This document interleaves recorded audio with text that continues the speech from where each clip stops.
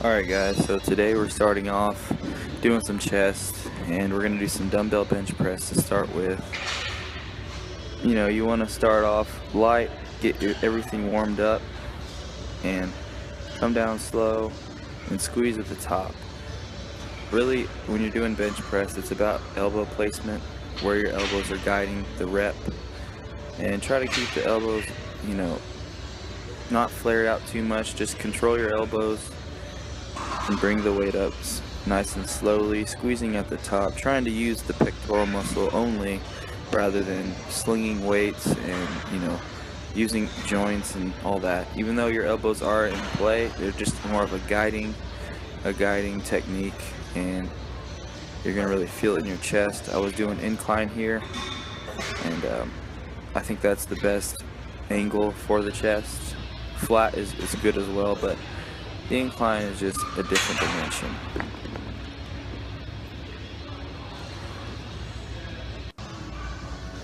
Alright, looks like we're jumping over to the hammer strength press here.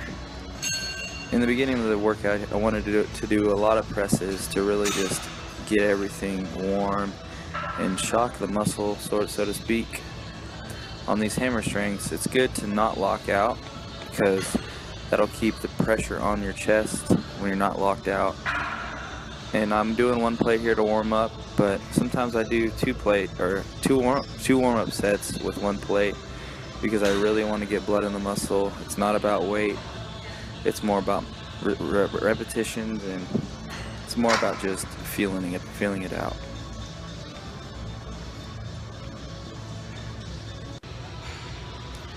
After that, I did one of my favorites here. It's a dumbbell pullover on the flat bench. This is the best thing for upper chest in my opinion, and once you try it, you're going to fall in love with it. See, I have both hands on the dumbbell equally on each side, and really just let the dumbbell come a little bit past your head. You don't got to go all the way down. That's just to save your shoulders here, and actually that's the whole motion there, just a little bit past the head and bringing it up to about face level. And when you do this, imagine just squeezing the top of the pec together, trying to get them to touch. That helps, just the mental aspect of it, and you're gonna feel it. I do about 12 to 15 reps. Sometimes I'll even do 20 reps with a little bit lighter weight. This will get you a big pump in the beginning of your workout.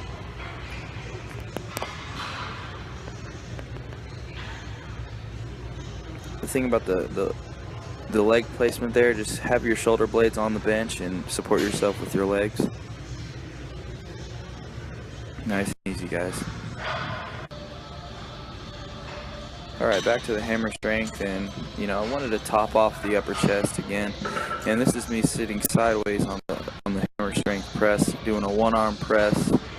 This one is good, just it's all about elbow placement when you're doing presses, so you know, keep that elbow a little bit high towards the shoulder to get a straight angle, and then push out. Not having to lock out all the way will keep the tension on the chest. You know, I just have a 10 on here, and that's really a good weight for me. I do about 20 reps, and with the 10 I can just control the weight totally, and it's a good feeling to me. I'm not one of these guys, you know, lifting for ego. I don't really need a lot of weight. I do like to lift heavy on some things, but for these little auxiliary lifts, and you know, when I'm targeting a smaller muscle group, I go with lighter weight, because it's not a big muscle group. The chest is, but when you're targeting upper chest, it's one portion of the chest, so you don't need tons of weight to just target a smaller portion of a muscle group. The thing about lifting is, when you're going through your reps, you want to connect your mind with the muscle, and that's what I'm doing here, just feeling my body out and feeling the burn is what they say.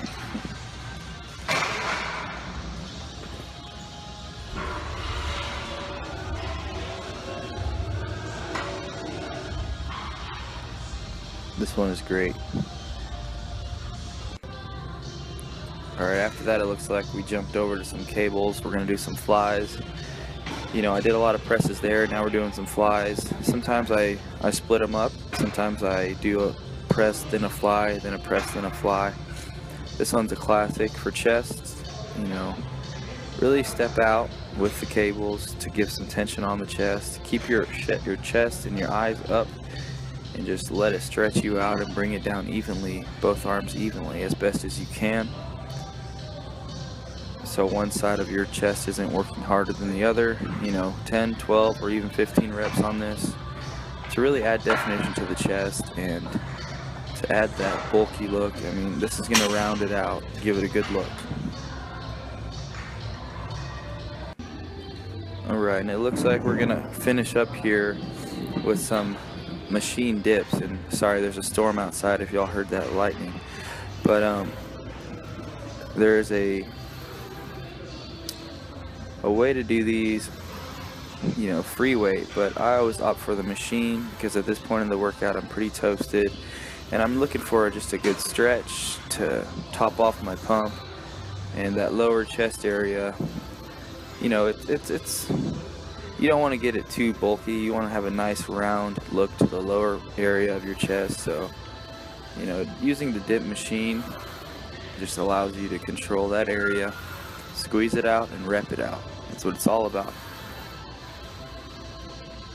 After this workout I'm going to get a protein shake in with some carbs.